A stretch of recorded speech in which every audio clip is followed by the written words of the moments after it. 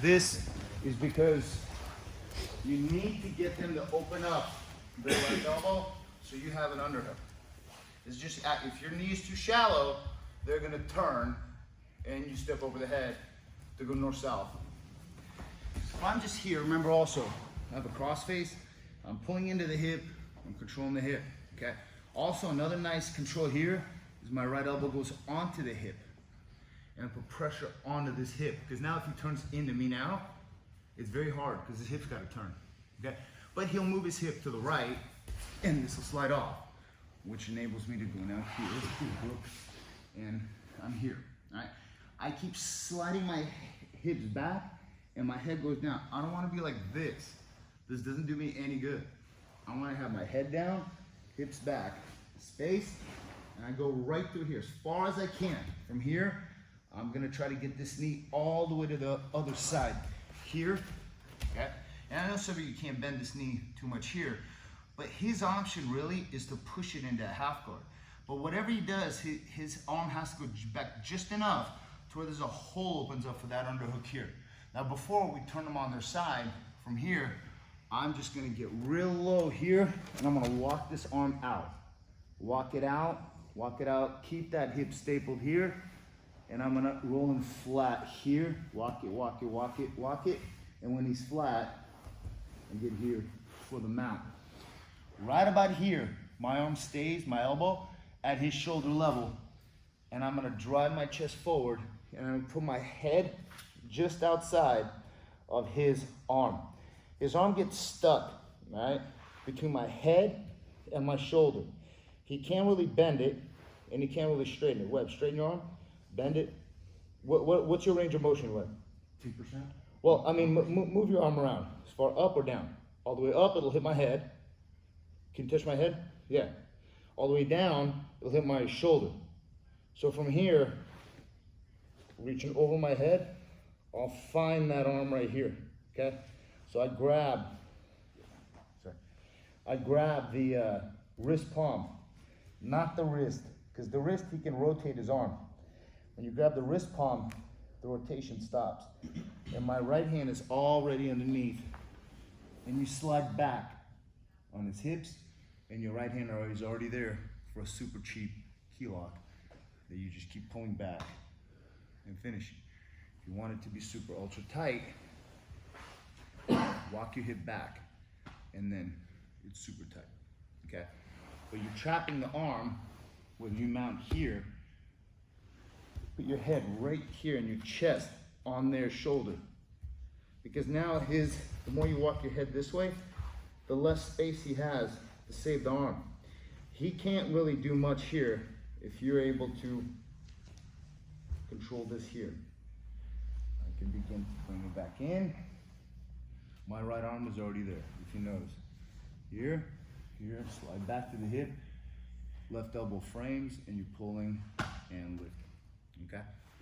So how do we set that up? From the leg hook.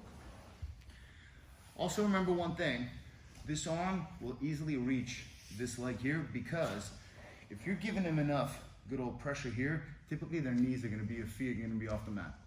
Yeah, right there, okay? So you're gonna go right here, and you slide up here, okay? And sometimes this is not enough.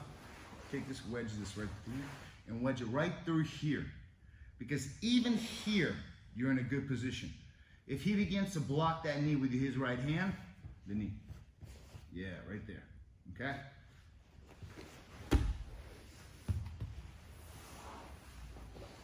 And you're here. Drop that head. Straight arm lock, he'll probably roll his thumb. So, pull back in, roll it, control it. This is super tight right here. Here, frames here, with your frames, I go. Lock it, and then hip right here, put my head down, look. Here.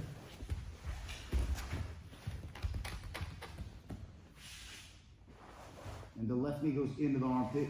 I'll do it from another side. So you got the mount, elbow, head on the outside. Here, if I catch it this way, you have a straight arm lock, he'll rotate the thumb up.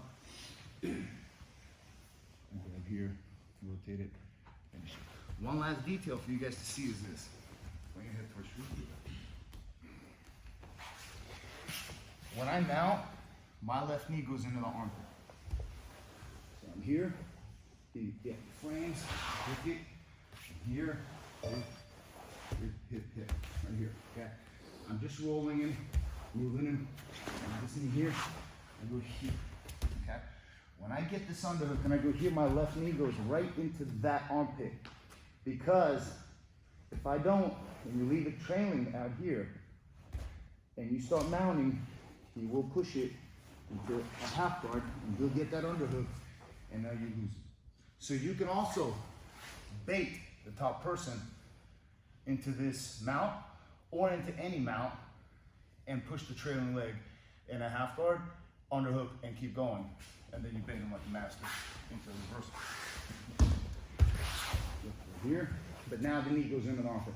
Here, roll it, control it, keep. Ideally, I want to separate his elbow from his hip. If I can, if not, you sit on it right here, knee, and you're here. He puts his hand on the knee, you're here, and now this knee goes right into that armpit right here. And now just start walking this hand out, rolling him flat, and my leg is the last thing to go here. From here, if he wants to keep pulling his elbow down to the mat or down to his hip, it's fine. We're here, put the chest on here. Let's see if I can burn him right now. I can lock his arm like a nutcracker. Arm, lock here, chest, and I look flex.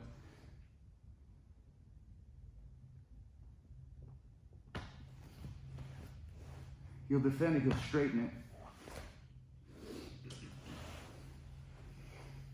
Frame, control it, flat, pull. The most important part about it, all that here, is the knee and the armpit, underhook, flatten them. Last thing that comes is the foot to the floor. Okay, 1, 2, 3. Just do that mount from to a low mount. You may not get points for knee on the back.